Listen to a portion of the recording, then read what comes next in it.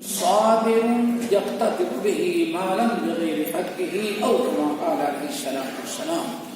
محترم سامعین، ہم نے آپ حضرات کے سامنے سورۃ ہود کی ایک آیت تلاوت کی ہے اور نبی علیہ الصلوۃ والسلام کی ایک حدیث، جس حدیث کو امام احمد بن حنبل رحمۃ اللہ علیہ نے اپنے مسند میں بسند صحیح نقل کیا.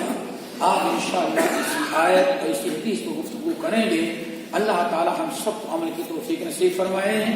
اللہ رب العالمین کا ایک بڑا نظام اس امت پر ہے، کیونکہ شیطان پیچھے لگا ہے، انسان کا اپنا نفس امارہ ہے.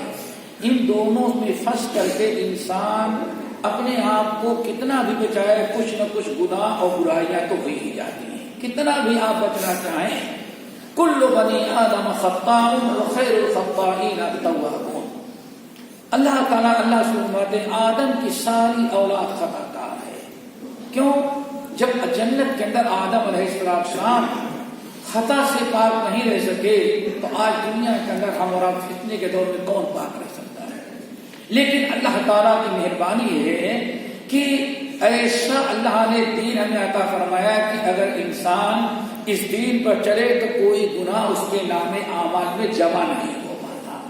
اس کے اعمال معاف ہوتے رہتے ہیں. ان میں سے ایک ہے پانچ وقتہ نماز. پانچ وقتہ نماز رب العالمین فرماتے ہیں باقی الصلاۃ طرف النہار وطرفا من اللیل، رات کو، دن کو، شام کو، صبح، یہ پانچ وقت کی نمازیں میرے بندے پڑھتے رہو تو اللہ رب العالمین اس کے ذریعے نماز کی برکت سے تمہارے سارے گناہوں کو معاف کر دے گا. اللہ سنا ہوگا آپ حضرات نے کہ نبی علیہ السلام نے ایک مرتبہ ارشاد فرمایا، خزاں کا موسم ہوا، نبی علیہ السلام راستہ پکڑ کے جا رہے تھے.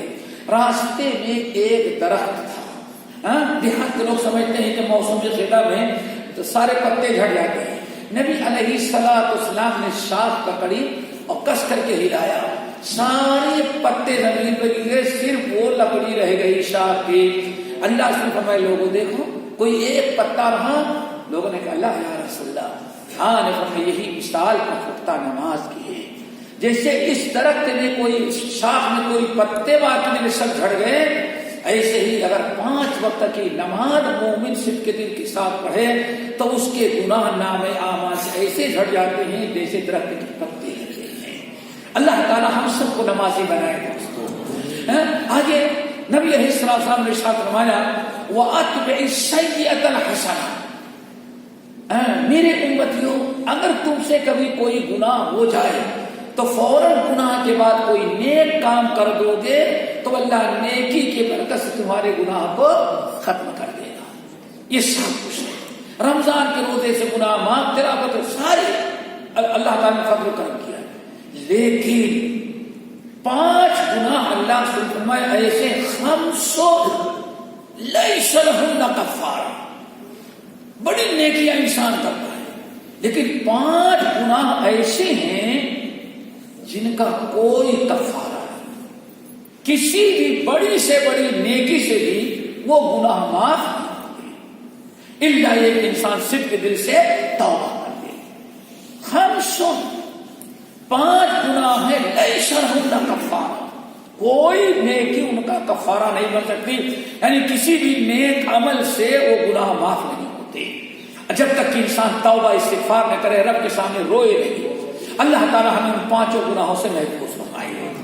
پانچ گناہوں میں نمبر ایک اللہ نے فرمایا الشرک باللہ، اللہ تعالیٰ کے ساتھ شرک کرنا. اپنا خالق، اپنا مالک، ہمارا رازق، ارحم الراحمین، جس نے ہر قسم کی نعمتوں سے مالا مال کیا، لیکن پھر بھی ہم اس کو چھوڑ کر کے کسی اور کو کے پیچھے پڑ جائیں، جبکہ اس نے وعدہ کیا سب کچھ ہم تمہیں دینے کے لیے تیار ہیں. آج جمعے کے خطبے میں سنا ہوگا صحیح مسلم کی حدیث، اللہ تعالیٰ کیا فرماتے ہیں بندہ والے عبدی ما سأل. اے ہمارے نبی اپنے امتیوں کو خوشخبری سنا دیں، بندے صدق کے دل کے ساتھ جو مانگتے ہیں میں اپنے بندوں کو دے دیتا ہوں. کتنی بڑی نعمت ہے. کون سی چیز ایسی ہے جو اللہ دینے پر قدرت نہیں رکھتا؟ اسی لیے ان اللہ لا یغفر ان یشرک بہ ویغفر ما دون ذلک لمن یشاء، اللہ شرک کو تو معاف نہیں کرتا جب تک کہ انسان شرک سے باز نہ آئے، توبہ نہ کرے۔ شرک کے علاوہ کوئی کتنا بڑا بھی گناہ کر ڈالے، اگر اللہ تعالیٰ معاف کرنا چاہے تو معاف کر دیتا ہے۔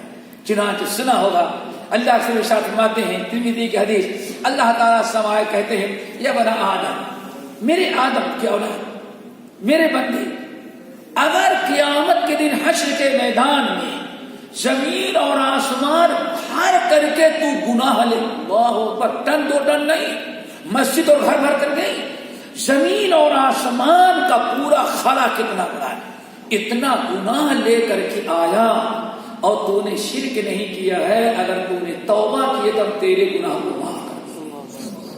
پھر اللہ تعالیٰ سے دعا کرو ہمیں شرک سے بچائے۔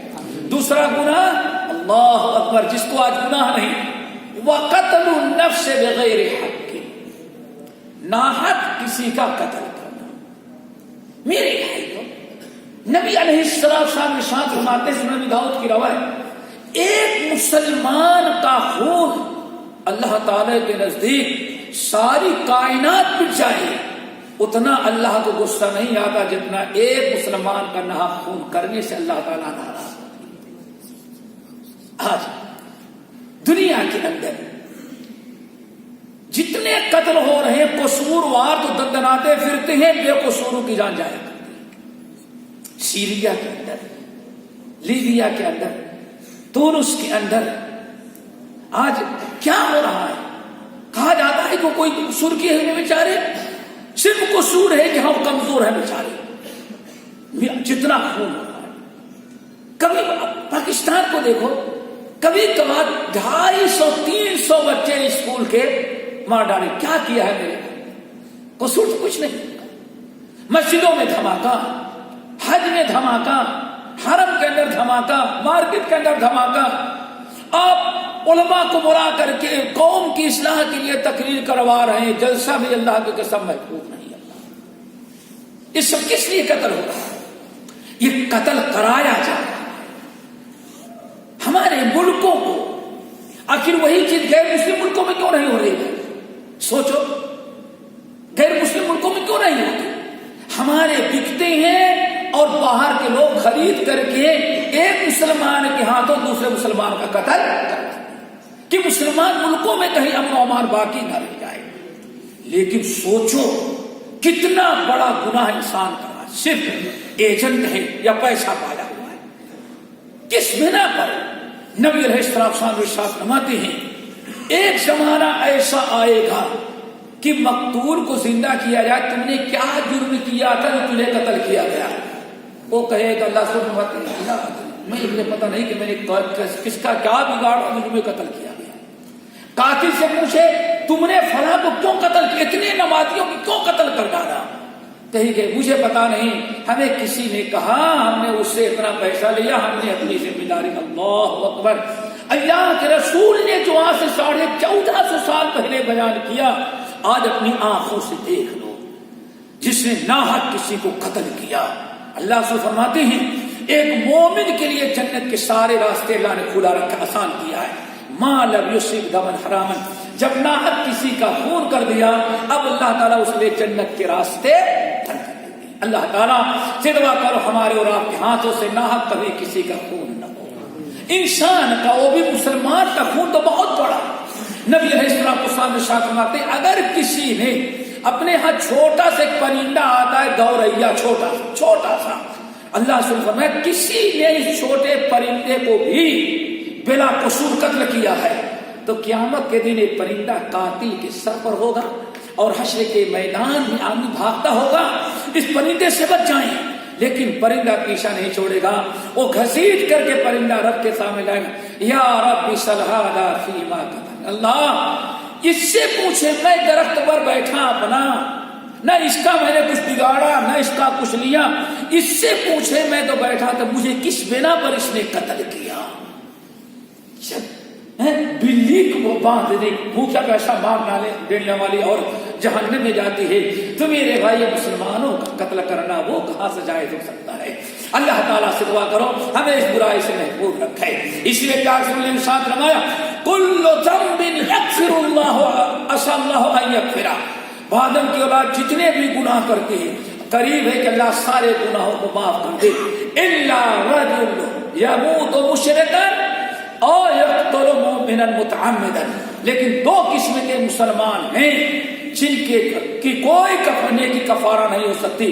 ایک وہ آدمی جو شرک کرتا ہوا شرک پر مرا, اور نمبر 2 او یقتل مؤمنا متعمدا, یا وہ بدبخت کلمہ گو جس نے ناحق کسی مسلمان کو قتل کیا ہے.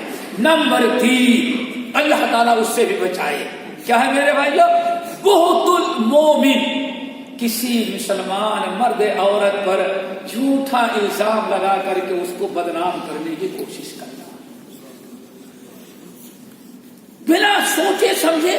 آج پتہ نہیں موبائل میں کوئی بات آ گئی, آپ کا سگا بھائی نمازی ہے, اس کے متعلق کسی نے کچھ بات اڑا دی, آپ نے دیکھا وہاں آج پتا چلا ہم تو بڑا شریف سمجھ رہے تھے, نماز میں پڑھنے کے لیے نمازی آتا تھا.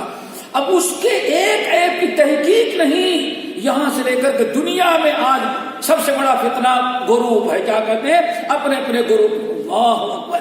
کبھی آپ نے سوچا کہ کسی کے متعلق کوئی غلط بات اڑائی گئی, اگر حقیقت کے خلاف ہے تو سب سے پہلے جس نے غلط بات اڑائی جتنا بڑا وہ مجرم ہے اتنا ہی بڑا مجرم وہ بھی ہے جس نے اس کو آگے بڑھایا. وَمَن يَكْسِبْ خَطِيئَةً أَوْ إِثْمًا ثُمَّ يَرْمِ بِهِ بَرِيًّا فَقَدِ احْتَمَلَ بُهْتَانًا وَإِثْمًا مُبِينًا.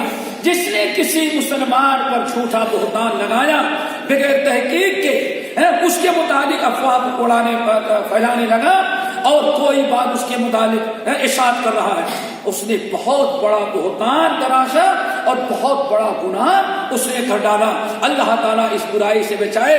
اپنے مومن بھائیوں کے متعلق کوئی بات سنے تو کہنے کے بجائے بہتر ہے اس سے پوچھ کے اس کی تحقیق کر لیا جائے.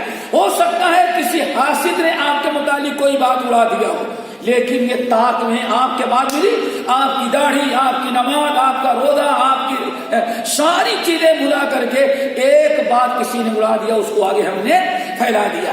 ان الذين فتنوا المؤمنين والمؤمنات ثم لم يتوبوا فلهم عذاب جهنم ولهم عذاب الحريق. جس جو مومنوں کو بلا وجہ تکلیف دیتا ہے, ستاتا ہے بغیر کسی قصور کے, اللہ تعالیٰ فرماتا ہے وَلَهُمْ عَذَابٌ, اس کے لیے جہنم کا عذاب ہے. اور جہنم کا عذاب بھی کون؟ حریق, جو جلا بار بار جلانے والا ہے. اللہ اس گناہ سے بھی بچائے. نمبر 4 میرے بھائیوں, وَالْفِرَارُ مِنَ السَّحْرِ, کفر اور اسلام کی کہیں لڑائی ہو رہی ہو, کفر اور اسلام کی جنگ ہے, اسلام کی سربلندی کے لیے مسلمان جنگ کر رہے ہیں اسلام کے دشمنوں سے. اور ذرا مسلمانوں کو 2-4 لاشیں شہادت پاتے ہوئے ذرا اور کوئی آدمی بزدل ہو میدان چھوڑ کر کے, ارے وہ تو شہادت کا موقع ہے لیکن تم اپنی جان بچا کر کے بھگی. اگر میدان چھوڑ کر کے کوئی مسلمان بھگتا ہے تو 2 نقصان. نمبر 1 اپنے ساتھیوں کے حوصلے بس. نمبر 2 دشمن کے حوصلے بلند. دیکھو مسلمان بھاگنا شروع کر دی گئی ہے. اسی لیے اللہ کے رسول نے ساتھ فرمایا 7 گناہ جو انسان کی زندگی بھر کی نیکیاں برباد کر دیتے ہیں, ان میں ایک وہ گناہ ہے مسلمان بزدلی دکھا کر کے میدان سے بھاگے. نمبر 5 اور آخری گناہ, اللہ تعالیٰ سب کو اس سے بچائے, اور یہ عام چیز ہے. کیا ہے؟ یمین صادر یقتطع بها مال غیرہ, جھوٹی قسم کھا کر کے کسی مسلمان کا مال ہڑپ کر لینے. زمین عدالت میں آئی ایک ہی کی ہوگی لیکن زمین ان کی لڑ لے رہے ہیں, یہ پیسہ کھلا پلا کر کے کیس ڈگری اپنے ہاتھ میں کروا دے. بھائی کورٹ کا فیصلہ ہے, کورٹ کا فیصلہ کام نہیں آئے گا. یہ تو فیصلہ ہے, اصل فیصلہ کہاں ہوگا؟ قیامت کے دن. تو میرے بھائی 5 گناہ ہیں. جھوٹی قسمیں کھا کر کے کسی کا مال ہڑپ کر لینا, کسی کا پیسہ ہڑپ کر لینا, کسی کی جائیداد زمین پر قبضہ کر لینا, کسی کے لاٹھی دکھا کر کے زور طاقت کے ذریعے کسی کا حق دبا لینا. یہ کوئی معمولی گناہ نہیں ہے, اس نے ایسا گناہ کیا ہے کہ جا کر کے خانے کعبہ میں بھی اعتکاف کرے تو اس کے خانے کعبہ کے طواف سے یہ گناہ معاف ہونے والا کیوں؟ اللہ سبحانہ 5 گناہ ایسے ہیں لیس لہن کفارہ، ان کا کوئی کفارہ نہیں۔ اللہ تعالیٰ سے دعا کرو ان 5 گناہوں سے تمام ساتھیوں کو بچائے۔ باقی انشاءاللہ آئندہ اقول قولی ھذا واستغفر اللہ من کل ذنب واتوب الیہ۔